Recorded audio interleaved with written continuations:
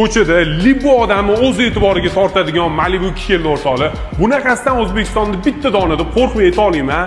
Shunaqa chiroyli did bilan navoratib qo'yibdilar. Videoga hozirroq bitta like bosib qo'ying. Narxini sizlar uchun zo'r narxga ko'ndirib qo'yganman.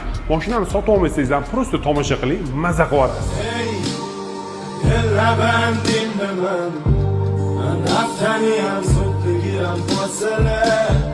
Malibu 2 premyerimizni 2021-yilda ishlab chiqarilgan, 76 000 kilometr bosib o'tgan. Kraskasiga keladigan bo'lsak, orqa krilo bilan bagaji uchida bor ekan. Boshqa joyini bemalol tekshirib olasizlar deyaptilar.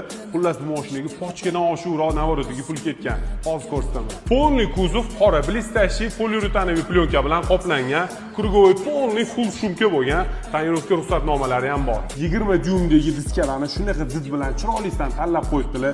Sizga yoqdimi, yoqmadimi kommentariyada yozib olasiz. Boltlarni ko'ryapsizlarmi, brembollarni fiyoletiy qilib qo'yibdilar. Mashinani derskiligini ko'ryapsizlarmi, shunaqa yonib turibdi. Bunga eng vid berib ochib turgan narsa bu krugovoy spoiler ABSlari qilingan, karbon dizaynda, даже bakovoy orqa spoilerlarigacha ona. Mana rulni qaranglar, o'rtoqlar, BMW rul taqib qo'yibdilar.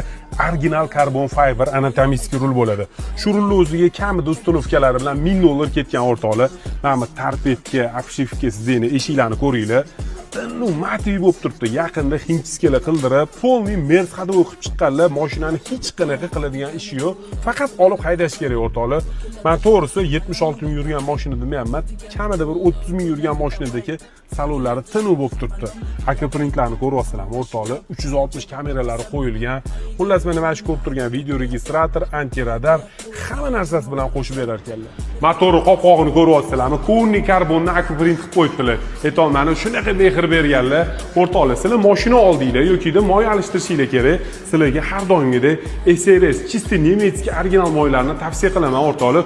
Bu moyni anchadan beri quyib yurgan odamlar baraka topib ishlatishyapti. Sizlarga ham qo'rqmay shuni maslahat beraman. Tanlovda adashmanglar SRS. Narxini aytishimdan oldin kanalimizga hozirroq obuna bo'lib qo'ying. Shunaqa mashinalarni kuzatib borasizlar. Hop, videoga like bosmagan bo'lsangiz, like ham bosib qo'ying. Okamlar bilan rosa savdalashdik, $30,000 deb keldilar. Aka, bizning kanalga sal yumshatib bering deb qo'ldan kelgancha 28,800